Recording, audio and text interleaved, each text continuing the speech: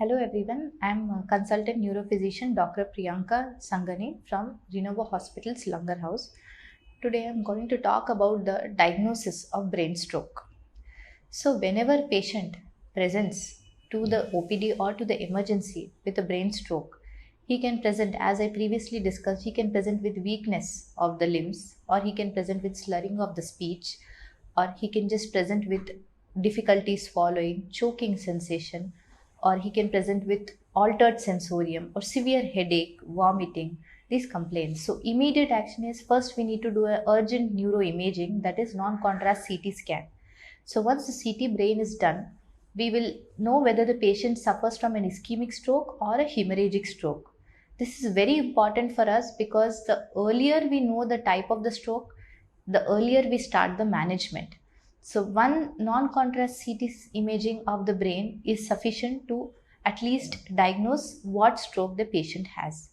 Now coming to the time duration. As I said, if the patient presents earlier, the treatment differs. So if the CT brain shows no infarct, no clotting, it indicates, or no bleeding, it indicates. If it is normal also, it indicates that the patient does not have any bleeding. So then we can go ahead with further management. And in centers where there is availability of the neuroimaging MRI scanning, it is better that we do further evaluation with MRI brain with nerve imaging, that is the intracranial and extracranial imaging.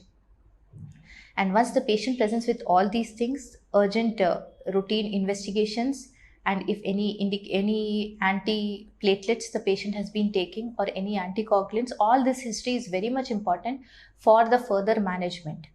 Hence, diagnosis of the brain stroke is done by basic neuroimaging, that is CT scan. If needed, MRI brain can be done, but CT scan is enough to diagnose brain stroke. At the same time, other parameters need to be checked simultaneously, which include the oxygen levels, the blood pressure, the sugars, and the basic ECG, heart condition, because these are very much important for the management to proceed or to have a proper treatment line.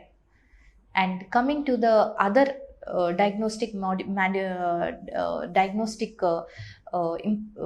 implications which we do in a brain stroke patient are not on the day one but further later, which include the 2D echo, that is heart functioning of the patient, to see how is the heart functioning, and carotid Doppler to see the major blood vessels, whether there is any blockage in the major blood vessels. These are all needed to prognosticate, to find out if there is any plaque or any clot, mobile clots or anything like that.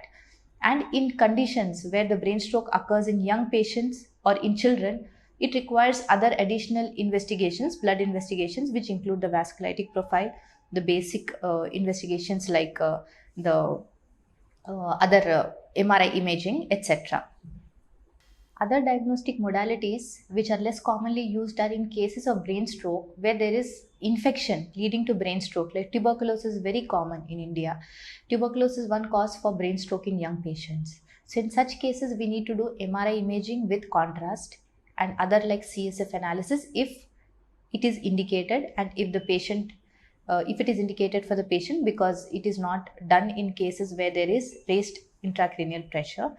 And other investigations which are needed for brain stroke, which are rare, as I said, the vasculitic profile, the prothrombotic panel, and transesophageal echocardiography. Transesophageal echocardiography is basically known to see any clots or any plaques near the heart, the major blood vessels near the heart. So hence the diagnostic modalities change with the type of the stroke presenting at what age. In elderly, it is very easy to diagnose have a diagnosis because only few investigations are required. But when it occurs in young patients or in pregnant ladies, then we need to evaluate further, because after evaluation only the plan of management occurs and we can give treatment accordingly. Hence, as I said, to summarize shortly, it requires the CT scan, which is enough.